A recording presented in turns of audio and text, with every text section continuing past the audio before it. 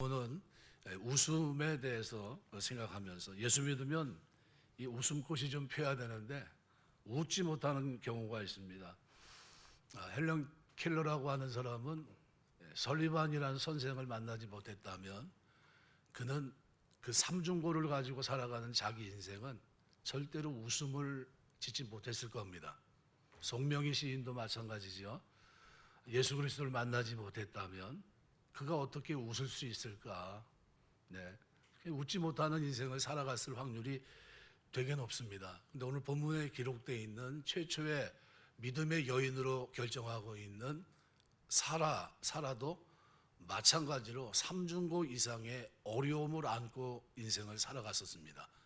이 사람이 이렇게 큰 어려움이 있었나 생각해 보면서 그가 속으로 웃고 살아갔던 인생, 하지만 하나님은 그 인생을 만나 자식을 주시고 박장대소하게 하시고 큰 웃음, 큰 기쁨을 주시는 하나님의 모습을 조명하고 있고요. 이렇게 이름을 하나님께서 미리, 그죠? 네가 자식을 낳게 되면 그 이름을 이삭이라 하라 이렇게 하거든요. 수태고지하는 거는 예수님밖에 없습니다. 그죠?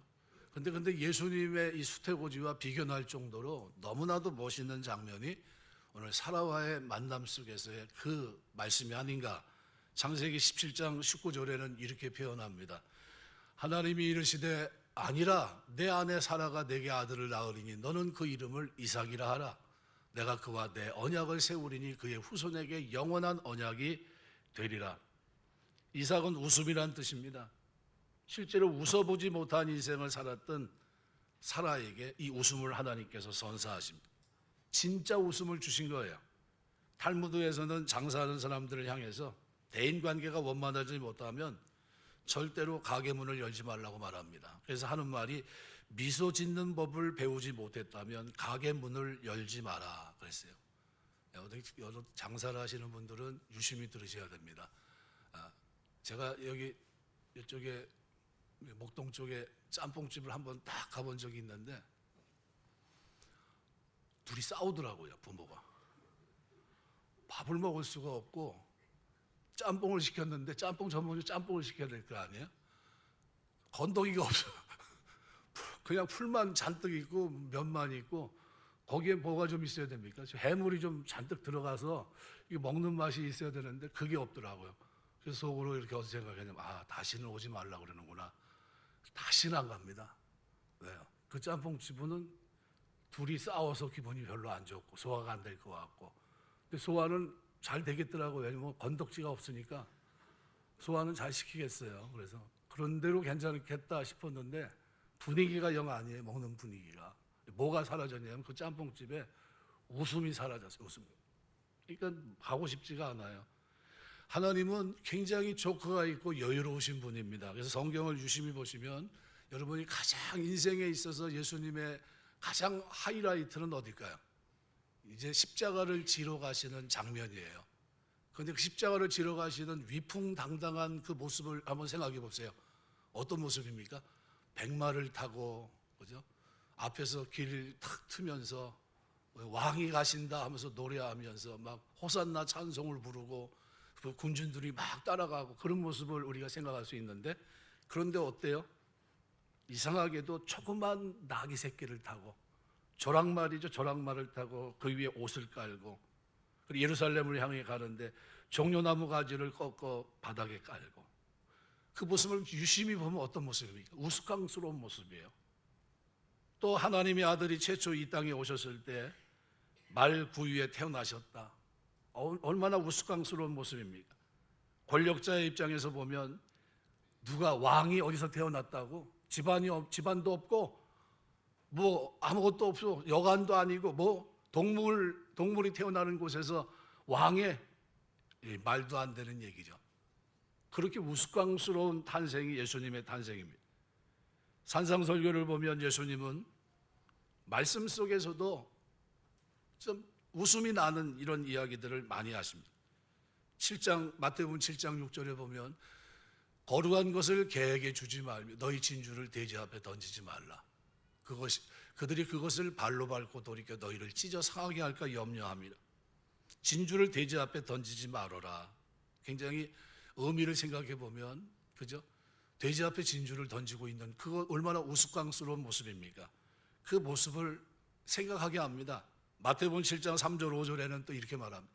형제 둘 속에 있는 티는 보고 내 눈 속에 있는 들보는 깨닫지 못하느냐? 외식하는 자여, 먼저 내 눈 속에 들보를 빼어라. 그 후에야 밝히 보고 형제 눈 속에 티를 빼리라. 들보를 생각하면 우스꽝스러운 겁니다. 저 사람 눈에 들보가 있다. 외식하는 자들의 모습.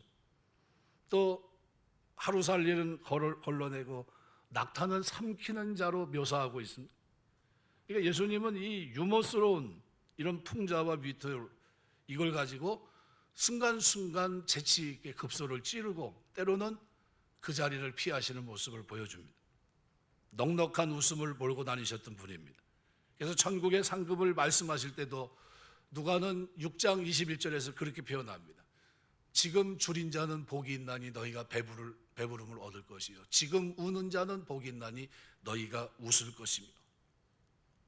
웃는다는 표현을 쓰시기 안에 우는 것과 우는 것을 대조합니다. 시인 가운데 이성복 교수는 그래서 이렇게 얘기해요. 위대한 예술가는 진지함도 있어야 되지만 측은함도 있어야 되고, 그리고 반드시 있어야 되는 게 있는데 그것은 장난기다 그랬어요. 장난기는 뭡니까? 웃음을 말합니다. 니체도 자라투스트라는 이렇게 말했다 해서 웃음이 따르지 않는 진리는 거짓이다 그렇게 얘기했어요. 유머는 하나님의 속성입니다. 우리에게 주신 비타민과 같은 선물이고요. 유머 감각이 있다는 것은 하나님을 닮아서예요. 하나님의 형상을 지닌 우리가 웃음을 좋아하시고 그리고 그분을 닮았기 때문입니다. 하나님 오늘 본문에 웃지 못할, 속으로 웃고 인생을 살아갔던 한 여인을 소개하고 있습니다. 이 사람의 인생을 우리가 본다면 야, 어떻게 이런 인생도 있나 이렇게 생각할 겁니다. 우리가 지난 시간까지 히브리 11장을 4번에 걸쳐서 아벨의 믿음에 대해서, 믿음은 동사다 하면서 믿음은 계속해서 어떻게 해요? 역동적으로 움직이는 것인데, 아벨은 양치는 것을 통해 믿음을 드러냈고, 에녹은 자녀를 낳고 하나님과 동행하면서 자기 믿음을 증거를 받았고, 노아는 방주를 짓는 그 일을 통해서 자기 믿음을 증거했고, 아브라함은 고향을 떠나는 것을 통해서 자기 믿음을 표현했습니다. 그러면 사라는, 최초의 믿음의 반열에 서고 있는 사라는 어떤 믿음의 소유자였을까? 그의 믿음은 어떤 모습으로 표현되고 있는가? 어떻게 해서 그가 아이를 낳게 되었을까? 이것은 그 일생을 우리가 들여다보면서 생각해 봐야 될 문제입니다. 왜냐하면 그의 출생의 비밀은 그렇게 쉽지 않았습니다.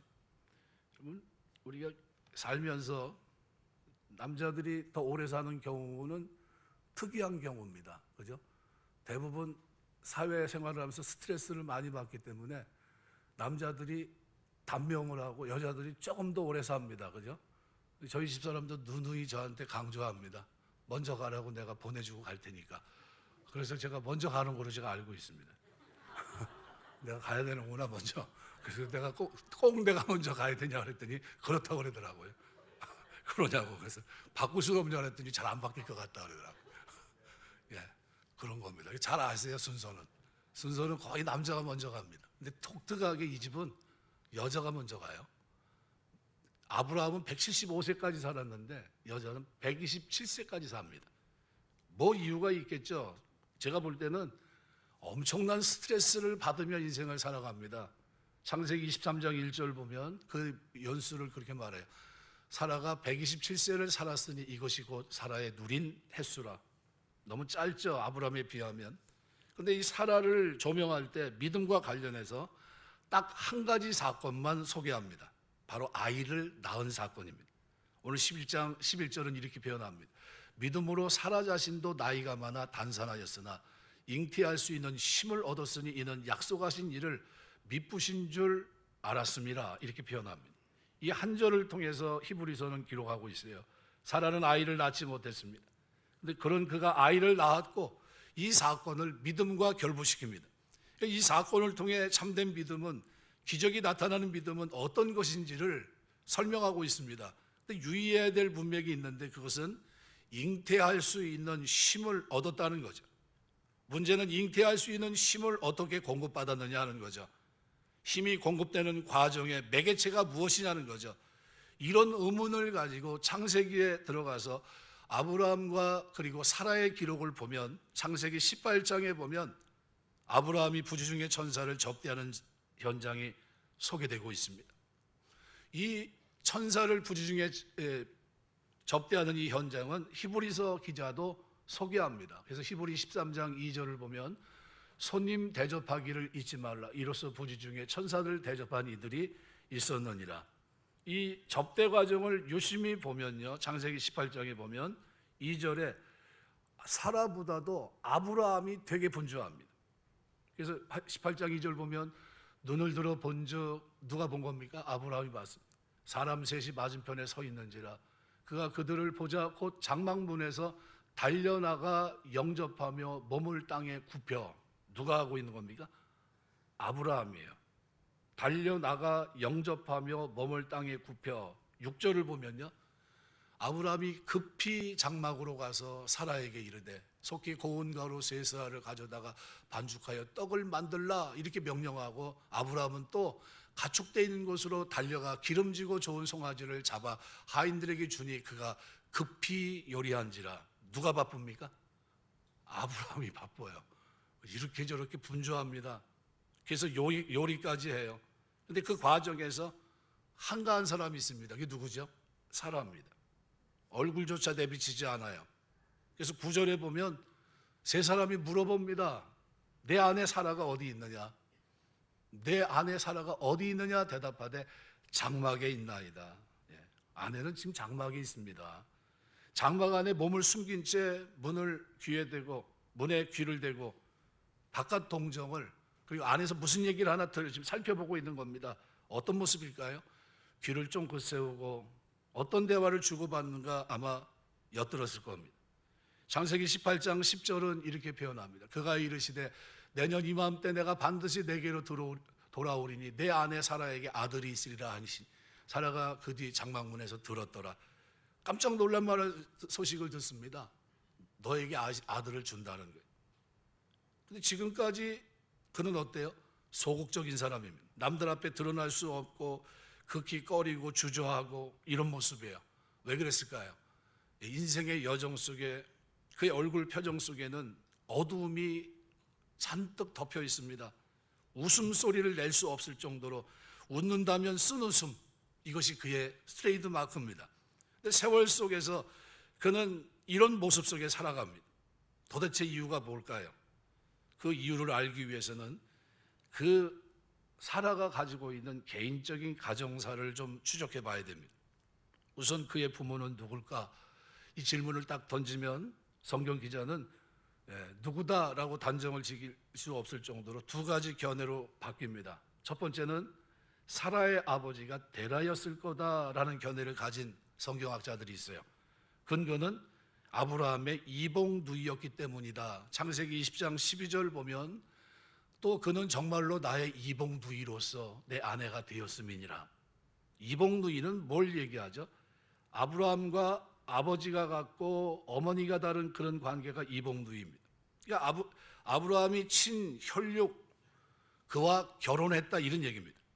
근데 데라의 사적, 아버지 데라의 사적을 아무리 살펴봐도 재혼한 흔적이 없고요, 사라를 낳았다는 흔적이 없다. 이것이 그들의 견해를 일축하게 합니다. 이건 성경적인 뒷받침이 돼 있지 않잖아 이런 얘기입니다. 두 번째 의견은 좀 괜찮은 의견입니다. 사라의 아버지는 하란이었다라는 견해예요.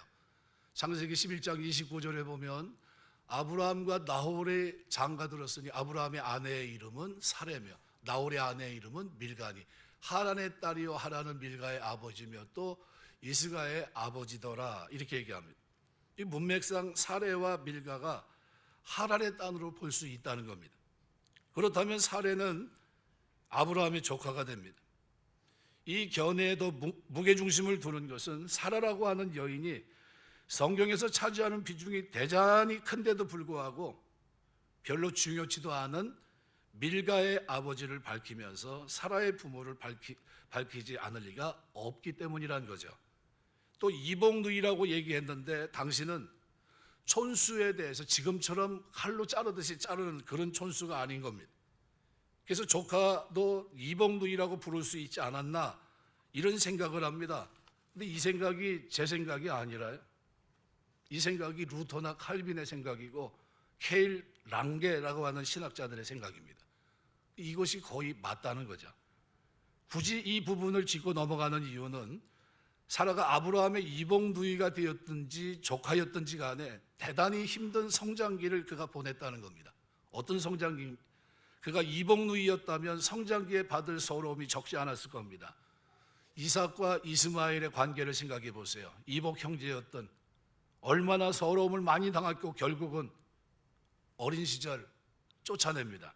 창세기 21장 14절 17절에 보면 아브라함이 아침에 일찍 일어나 떡과 물 한 가죽 부대를 가져다가 하갈의 어깨에 메어주고 아이를 데리고 가게 하니 하갈이 나가 브엘세바 광야에서 방황하더니 가죽 부대 부디 떨어진더라. 그 자식을 관목 덤불 아래에 두고 이르되 아이가 죽는 것을 참아보지 못하겠다 하고 화살 한 바탕 거리 떨어져 마주 앉아 바라보며 소리내어 우니 하나님이 그 어린 아이의 소리를 들으셨으므로 하나님의 사자가 하늘에서부터 하갈을 불러 이르시되 하갈아 무슨 일이냐 두려워하지 말라 하나님이 저기 있는 아이의 소리를 들으셨나니 이렇게 얘기합니다. 만일 또 하란의 딸이었다면 어땠을까요? 창세기 11장 28절 기록을 보면요, 하란은 그 아비 데라보다 먼저 고향 갈대아인의 우르에서 죽었더라. 그러니까 루터와 칼빈은 바로 이 부분에서 바로 그걸 얘기합니다. 하란의 아버지가 데라가 살고 있는 동안에 아마 데라의 눈앞에서 여절했을 것으로 보는 겁니다. 이건 아버지 앞에서 일찍 죽은 첫 번째 케이스죠. 그래서 하란의 무덤이라고 하는 것이 요세푸스 시대까지 있었다고 합니다. 그의 아들 룻이 아브라함을 떠나 가나안으로 가게 된 중요한 이유 중에 하나가 아버지가 일찍 돌아가셨기 때문일 확률이 되게 높습니다. 사라가 이복 형제로 자랐든지 아니면 어린아이로 고아로 자랐든지 어쨌든 그녀가 얼마나 힘든 성장기를 보내었을까 짐작하고도 남습니다. 그런데 이 정도 어려운 성장기가 그에게 있었는데 거기에 더 큰 어려움이 있습니다. 이제 우여곡절 끝에 결혼을 하게 됐는데 결혼 후에는 더욱 일들이 풀리지 않고 고달픈 생이 그를 기다리고 있었습니다. 남편을 따라 갈대아우로 고향을 떠났습니다. 그리고 그 이주 명단에는 유일하게 여인 가운데는 사라가 들어가 있어요. 창세기 11장 31절을 보면 이렇게 기록합니다. 데라가 그 아들 아브라함과 하란의 아들인 그의 손자로 그의 며느리 아브라함의 아내 사라를 데리고 갈대아인의 우르를 떠나 가나안 땅으로 가고자 하더니 하란에 이르러 거기 거류하였으며 뿐만 아니라 남편을 따라 가나안으로 들어와 살 때 흉년을 만나 애굽으로 내려간 적이 있습니다. 그 과정에서 남편이 자기를 보호해 줘야 되는데 보호해 주기는커녕 자기 목숨 지키기 위해서 어떻게 해요? 거짓말을 합니다. 그래서 바로의 궁궐에 뺏겨버려요. 창세기 12장 15절 바로의 고관들도 그를 보고 바로 앞에 칭찬함으로 그 여인을 바로의 궁으로 이끌어 들인지라. 하나님이 개입하지 않았으면요 사라는 남의 아내가 됐을 겁니다. 근데 이런 일이 한 번 끝인 게 아니라 또 한 번 일어납니다. 창세기 20장 2절이죠. 그의 아내 사라를 자기 두일하였으므로 그랄 왕 아비멜렉이 사라를 보내어 사라를 데려갔더니 그랬습니다. 굉장히 어려움을 겪어요. 결혼 생활이 순탄하지 않았습니다. 그런데 이 모든 어려움보다 더욱 사라를 힘들게 했던 것이 있는데 그것은 그가 그렇게 기다렸지만 자식을 갖지 못한 겁니다. 아이가 생기지 않아요. 그래서 그가 생각해낸 것이 뭐냐 하면 여종 하갈을 통해서 한번 알아보자는 거예요. 자식을 낳게 하자, 대를 잇게 하자, 하나님의 뜻을 이뤄보자 이랬던 겁니다. 그래서 여종을 붙였는데 그 생각은 뭘까요? 나는 문제가 없어 보이는데 저 남편에게 문제가 있나, 누가 문제가 있나 생각을 했겠죠. 그래서 뭔가 탈출구를 찾으려고 했는데 보니까 자기예요. 남편과의 그리고 여종과의 관계에서 이스마엘이 태어납니다. 몸종과의 관계에서 그래서 창세기 16장 4절은 아브라함이 하갈과 동침하였더니 하갈이 임신하며 그가 자기의 임신함을 알고 그의 여주인을 멸시한지라. 이제는 완전히 어떻게 됐습니까? 상황이 역전됐어요. 종 앞에서 13년, 14년 동안을 아들을 낳고 이제는 종이 주인 노릇합니다. 주인을 멸시하는 과정 속에 얼마나 속상하고 기가 죽었고 의기소침하고 아마 살고 싶은 생각이 별로 없었을 겁니다. 이런 스트레스 속에서 살아갔던 거예요. 그래서 제 생각은 짧았다는 거예요. 그래서 죽고 싶은 심정이었을 겁니다. 자신감도 잃어버렸고 웃음기도 사라졌고 의욕도 상실되었고 사람들을 보면 피하게 되고 나도 모르게 뒤로 숨게 되고 무슨 이야기를 하면 혹시 나를 흉보는 건 아닐까 하고 귀를 쫑긋 세우게 되고 이것이 그의 습관과 삶이 됩니다. 아브라함이 86세 때 이스마엘을 낳고 창세기 16장 16절 기록한 대로 86세입니다. 무려 한 집에서 13년간 힘든 나날을 보내요. 그러다 보니 자신도 모르는 사이에 이렇게 소심한 사람으로 바뀌어버렸고요. 언제 박장대소하며 웃었는지는 기억도 없습니다. 왜요? 환경이 그러하여금 힘들게 했어요. 속으로만 웃습니다. 체념 또는 비관의 표현 그 이상 아마 웃음이 않는 게 웃는 게 아닌 그것이 그의 삶입니다. 이 사라의 모습이 가장 잘 나타난 말씀이 창세기 18장 12절입니다. 사라가 어떻게 웃는다고요? 다시 한번 읽겠습니다. 사라가 속으로 웃고 이르되 내가 노쇠하였고 내 주인도 늙었으니 내게 무슨 즐거움이 있으리요. 어떤 사람이 됐습니까? 겉으로도 웃지 못하고요. 피식 웃지도 못하고요. 속으로 웃는다. 속으로 웃는다는 말은 무슨 얘기냐면요. 포커페이스라는 얘기예요. 아무리 봐도 저 사람이 기쁜 건지 슬픈 건지 괴로운 건지 즐거운 건지 구분할 수 없다는 겁니다. 이게 사라의 모습이에요. 속으로 웃고 살아가는 모습, 고통 속에 있는 모습입니다. 아브라함은 어떨까요? 창세기 17장 17절에 보니 이 소리를 듣고서 아브라함이 엎드려 웃으며 마음속으로 이르되 아브라함은 그래도 나름대로 뭐가 있습니까? 예, 건강한 모습이에요. 엎드려 웃었다 이렇게 표현해요. 속으로 피식 웃고 엎드려 웃고 이게 진짜 웃는 웃음입니까? 아니죠. 아들을 준다고 하니까 말도 안 되는 소리 하고 있네 그러면서 어떻게 해요? 코웃음 치고 있는 겁니다. 한쪽에서 마음으로 속으로 웃고 있는 거예요. 무슨 소리 하는 거야? 왜요? 자기는 결혼해서 지금까지 자기에게 불임이 있다는 것을 몰랐는데 이스마엘을 통해 나는 아기를 못 낳는 사람이구나 생각을 했는데 거기에다 한 가지가 더 플러스 됩니다. 뭐가? 경수가 끊어졌어요. 90. 날 수 있습니까? 없습니까? 말도 안 되는 소리 하고 있다는 거예요 지금. 그러니까 이건 완전히 뭡니까? 조롱의 웃음이에요. 그녀의 몸의 연약함 그리고 그녀를 치료해 줘야 되겠는데 그런데 하나님은 뭐부터 치료하셨냐 하면요. 창세기 18장 13절에 보면요. 여호와께서 아브라함에게 이르시되 사라가 왜 웃으며 이르기를 내가 늙었거늘 어떻게 아들을 낳으리요 하느냐. 15절에 보면 이렇게 말합니다. 사라가 두려워서 부인하여 이르되 내가 웃지 아니하였나이다 이르시되 아니라 내가 웃었느니라. 하나님은 사라의 웃음을 놓고 예리한 칼을 들여내십니다. 병원에 가면 의사들이 메스를 들고서 수술하기 전에 집도하는 의사들 손에 집혀있는 이 칼을 들고서 사로의 이 환부를 드러내려고 하는데 환부가 불임이 아니라 하나님이 볼 때는 먼저 그의 웃음에 칼을 댑니다. 웃지 못하는 마음, 한 번도 시원하게 웃어보지 못하고 마음속으로 웃고 있었던 그 모습, 웃음을 제대로 표현하지 못하고 근육에 웃음을 제대로 표현하지 못하는 안타까움 속에 살던 그 마음에 이 칼을 들이댑니다. 사라는 자신의 환자가 아니라고 우기지만 잘 웃고 있다고 얘기하지만 하나님은 네가 웃는 게 아니라는 게 그러면서 그녀의 웃음을 치료해 주십니다. 그리고 사라가 드디어 약속대로 아들을 낳고 웃기 시작하는데요. 창세기 21장 보면 6절 7절에 이렇게 말합니다. 사라가 이르되 하나님이 나를 웃게 하시니 듣는 자가 나와 함께 웃으리로다. 또 이르되 사라가 자식들을 젖먹이겠다고 누가 아브라함에게 말하였으려마는 아브라함의 노경에 내가 아들을 낳았도다 하니라. 하나님이 나를 웃게 하시니 듣는 자가 다 나와 함께 웃으리로다. 이 웃음은 진짜 웃음이 되겠죠. 18장의 웃음과는 근본적으로 색깔이 다릅니다. 자기 평생에 아마 처음으로 혹탄한 웃음, 이 웃음, 입이 찢어지도록 귀에 걸린 웃음을 처음으로 웃어봤을 겁니다. 장막 뒤에 숨어 다른 사람들이 자신에 대해 뭐라고 말하는지 귀를 기울이고 그런 자 입에 나오는 소심한 웃음이 아니라, 마음속에서 웃는 웃음이 아니라, 많은 사람들 앞에서 사람들을 의식하지 않고 개의치 않고 보란듯이 가슴을 풀어제치고 아이에게 젖을 먹이면서 웃는 박장대소하는 웃음, 이 웃음을 사라가 처음으로 웃어냈던 겁니다. 오늘 히브리 11장 11절은 여기 잉태할 수 있는 힘을 얻었다고 말합니다. 이 힘은 물론 하나님의 약속과 관계가 되어 있습니다.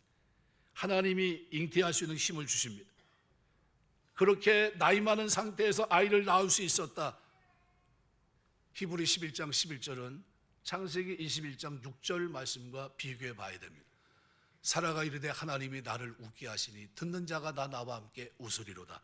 가만히 유심히 한번 보세요. 사라가 한 말인데, 사라가 지금 자신이 젊었을 때도 불임이라 자식을 낳지 못하는 상태였지만 이제 경수도 끊어져 이제는 완전히 끝난 상태입니다.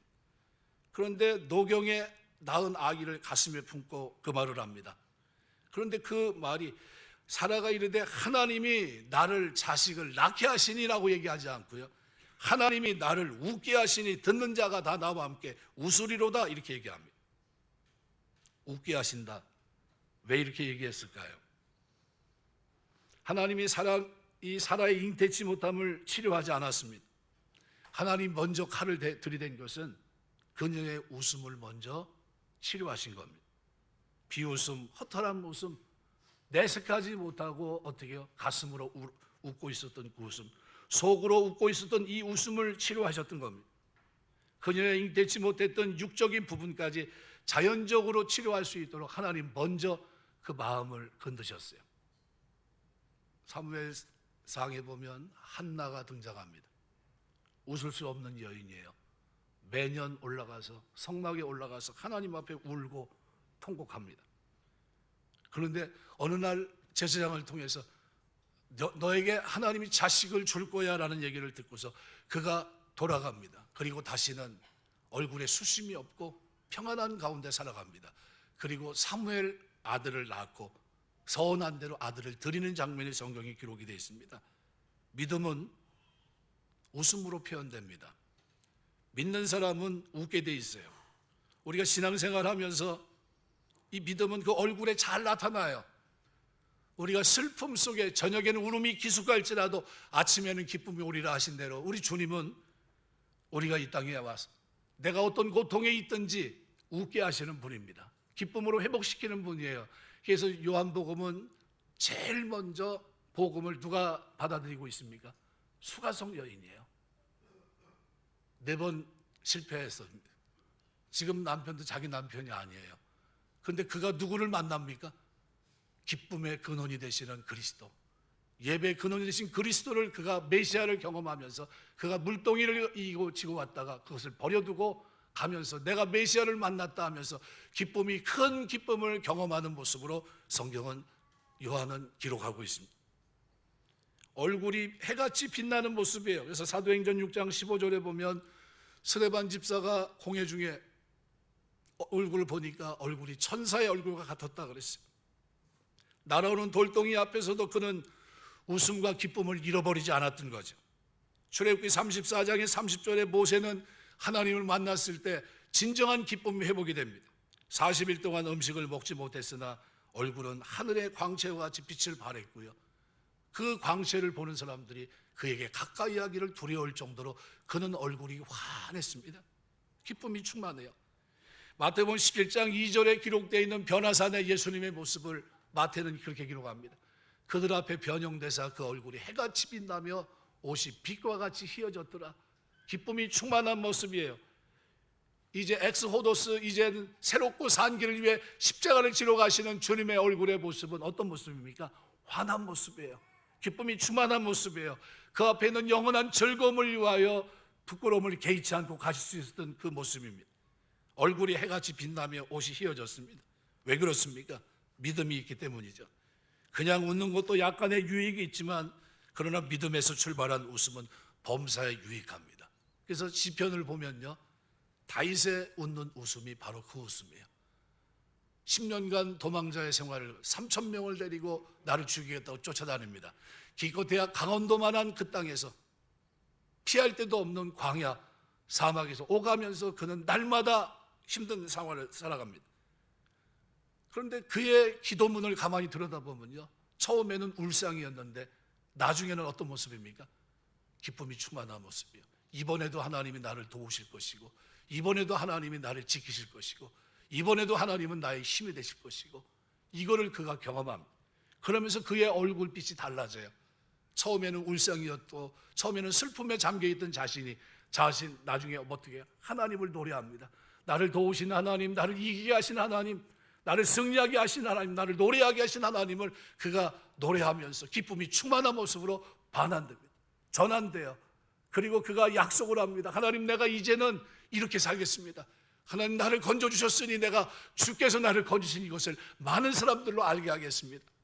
그러면서 노래하는 것이 시편 전체에 가득 차 있어요. 그냥 웃는 것도 유익이지만요, 믿음에서 출발한 웃음은 합력의 선을 이루게 하십니다. 그래서 디모데후서 4장 8절 보면 육체의 연단은 약간의 유익이 있으나 경건은 범사에 유익하니 금생과 내생에 약속이 있느니라. 우리가 믿음의 길을 걸어갈 때 하나님은 우리에게 찾아오셔서 영원히 웃을 수 있는 이 웃음을 우리에게 허락해 주십니다.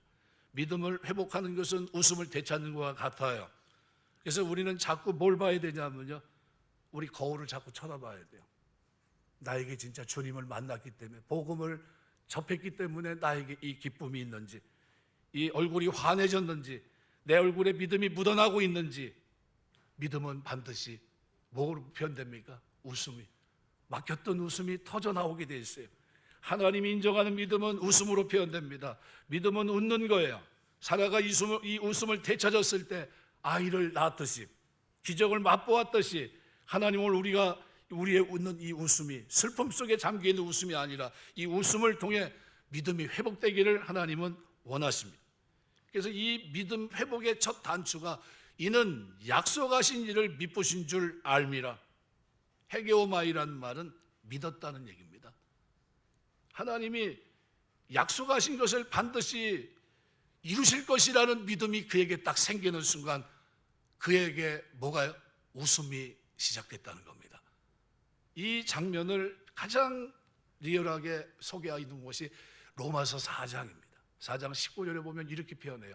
그가 백세나 되어 자기 몸이 죽은 것 같고 사라의 태가 죽은 것 같음을 알고도 믿음이 약하여지지 아니하고. 뭐 때문에 믿음이 약해지지 않았죠?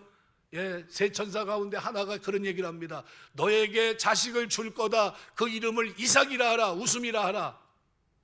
그리고 웃음을 되찾게 합니다. 그리고 이 약속을 그가 믿어요.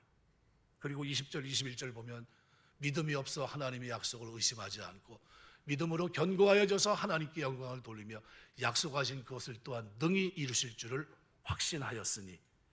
그리고 이 여인이 믿음의 반열에 섭니다. 여인으로서 최초로 어떤 사람이었죠? 가장 힘들고 고단한 삶을 살았던 사람입니다. 헬런 켈러 비교도 되지 않을 정도로 그의 인생 전반 흐르고 있는 127세를 살아간 그것도 많이 살았다 싶을 정도로 고단한 삶이었습니다. 어려서 부모님을 잃어버렸고, 만일 고아였다면 그 길을 걸어갔을 거고요. 결혼해서 좋은 남편 만나야 되는데 남편이 어떻게 2번이나 배신을 해서 자신을 그렇게 했는데, 그거보다 더 큰 어려움은 뭡니까? 자식을 낳고 싶은데 낳지 못하는, 그리고 그것이 누구 때문인가 알아봤더니 자기 때문이라는 사실을 깨닫게 됐을 때는 그야말로 절망이었습니다. 어떻게 하지도 못하고 웃음기가 싹 사라졌어요. 그리고 그로 인해서 자기가 결정한 결정으로 인해서 무려 13년 동안이나 조롱을, 멸시를 당하며 살아갑니다. 그런 약속을 들었을 때도 그는 어떻게 해요? 믿을 수가 없었어요. 자기 마음을 꿰뚫고 오셔서 내가 너에게 자식을 줄게 했을 때 믿어지지가 않아요. 네가 웃었지 않느냐? 웃지 않았습니다. 제가 그 말을 믿는다는 얘기예요. 그리고 그때서부터 그에게 웃음이 시작돼요. 어떤 웃음입니까? 하나님이 주신 약속 속에서 확신하는 이 믿음이 그에게 웃음을 선사합니다. 그리고 그 웃음이 그 인생을 바꿔놨어요. 우리가 하나님의 약속을 믿으면서 이 땅을 살아갈 때 오늘 저와 여러분에게 환한 웃음이 있게 되시길 주의 이름으로 축원합니다. 하나님, 내가 이 약속을 믿습니다. 살아가 그 어려운 환경 가운데서도 약속을 붙잡고 확신하며 믿었을 때 하나님은 그에게 박장대소할 수 있는, 평생에 한 번도 웃어보지 못했던 그런 환경 속에 있던 그가 하나님 앞에 웃고 기뻐하며 뛰어나갔던 것처럼, 하나님, 내 삶에도 어려움이 있을 때 내가 낙심하지 않게 하시고, 그때 하나님, 내가 하나님 기도할 때마다 언약을 확신하며 나아갈 때마다 나에게 웃음을 주옵소서. 박장대소하며 하나님을 만났고 내가 그리스도를 만났다 외치며 물동이를 던져놓고 나갔던 그 아름다움이 내 신앙 속에도 있을 수 있도록 하나님, 나에게 은혜를 주옵소서. 이 기도를 우리가 드려야 됩니다. 그래서 임마누엘 칸트는 그런 얘기를 합니다. 선의로운 웃음은 반갑고 악의로운 웃음은 무섭고 되는 대로 웃는 웃음은 천박하고 전혀 웃지 않는 사람은 까다롭고, 웃음에 의해서 사람을 이렇게 네 종류로 구분합니다. 사람들은 기뻐서 웃는 웃음도, 억지로 웃는 웃음도 있고요, 기가 막혀 나오는 웃음도 있고요, 허탈감 속에 웃는 허전한 웃음도 있고요, 남을 비방한 마음에서 웃는 비통한 웃음도 있습니다. 그런데 예수 믿는 사람들은 하나님으로 인해서 웃는 웃음을 웃을 수 있는 사람들이에요. 하나님의 약속을 확신하기 때문에 웃는 웃음, 이것이 우리가 이 땅을 살아가면서 웃어야 될 웃음이에요. 당신은 뭐 때문에 그렇게 웃습니까? 내가 볼 때와 당신이 지금 살아가고 있는 환경은 내가 볼 때는 너무나 힘든 환경인데 어떻게 웃을 수 있죠? 하나님은 나에게 이 약속을 약속하셨기 때문입니다. 내가 이 약속을 확신하기 때문입니다. 그리고 우리의 태세가 바뀌어야 돼요. 한나가 태도가 바뀐 것처럼, 사라가 태도가 바뀌어진 것처럼, 그리고 그 웃음이 회복되기 무섭게 하나님은 진짜 웃을 수 있도록 약속된 아들을 주십니다. 그리고 그 인생이 믿음의 배아들의 히브리서는 그때 그 장면을 설명하면서 믿음으로 사라 자신도 나이가 많아 단산하였으나 두 가지 이중고가 그에 있었던 겁니다. 전혀 자식을 낳을 수 없는 상태였지만 그러나 잉태할 수 있는 힘을 얻었는데, 그것이 뭡니까? 믿음의 확신이에요. 내가 이제 믿는다는 거예요. 내가 여태까지 아무것도 안 됐었지만, 아무것도 할 수 없었고 방법이 하나도 없었지만 찾아오신 그분이 말씀한 이 약속을 믿는다는 믿음이 그의 마음속에 자리 잡을 때 그가 비로소 어떻게 해요? 박장대소하며 웃을 수 있게 된 겁니다. 저 어렸을 때 이렇게 보면 젖동량이란 걸 해본, 저는 저희 어머니가 저를 낳고서 젖이 안 나와가지고요, 젖동량 하러 다녔다고 그러더라고요. 그러냐고 그래서, 그러냐고, 나 힘들게 살았네요. 내가 그랬어요. 그때 우유가 별로 없었을 때니까요. 그러니까 힘들게 사는 거죠. 아니, 가서 젖동량 하면 되게 싫어한대요. 그런데도 할 수 없이 더 살려야 되니까. 나는 안 나오고 어떻게 방법도 없고, 그렇다고 처음서부터 뭐 그냥 이렇게 뭐 이렇게 막 먹일 수도 없고, 그래서 굉장히 힘들었다 그 얘기를 하세요. 늘 고맙다고 그래요. 그때 아니었으면 큰일 날 뻔했다고 내가. 그래서 그런지 제가 식탐이 많아요. 어렸을 때 그게 그 트라우마가 있나 봐요. 나도 모르게 먹는 거 보면 아주 그냥 가만히 있지 못해요. 배부를 때까지 먹어요. 그 습관이, 이상한 습관이 들어가지고 빨리 먹고 많이 먹고 그럽니다. 이게 혹시 저를 초대하실 분이 있으면은 그렇게 계산을 넣으셔야 돼요. 평범한 사람이 아니다. 많이 먹는 사람이다, 이렇게 생각하셔야 돼요. 네. 말씀을 맺겠습니다. 하나님, 우리가 웃기로만 하세요. 그리스도는 이 땅에 오셔서 큰 기쁨을 위해 십자가를 지셨습니다. 웃지 못할 인생 속에 모두가 다 주저앉아 있는 그들에게 주님은 찾아오셔서 친히 우리의 모든 것들 짊어지시고 십자가를 지신 거예요. 그리고 호탕하게 웃을 수 있는, 진짜 하나님 앞에서 진짜 저렇게 웃을 수 있는 거야 하는 그 웃음을 우리에게 선물로 주신 겁니다. 이것이 우리가 누리는 기쁨이에요. 예수 안에 누리고 있는 즐거움이고요. 이 호탕한 웃음을 우리는 박장대소하면서 우리가 이 땅을 살아내야 됩니다. 저 사람은 왜 저러지? 얘기할 때마다 그 사람 예수 만났다고 그래. 예수님 믿고 저 사람이 달라졌어. 저 환경이 웃을 환경이 아닌데 저가 무슨 하나님의 약속을 믿더니 그 약속을 신뢰하기 때문에 하나님이 그렇게 하실 것이라는 믿음이 그에게 있더니 저가 저렇게 달라졌어. 이것이 진정한 우리의 신앙과 믿음이 되어야 될 줄 믿습니다. 살아가는 동안 하나님께서 저와 여러분을 축복하셔서 여러분의 웃음이 귀에 걸리는 축복, 기도하며 나아갈 때마다 위로하시고 도우시고 힘이 되시는 역사들을 체험하는 은혜가 있게 되시길 주의 이름으로 축원합니다. 기도하겠습니다.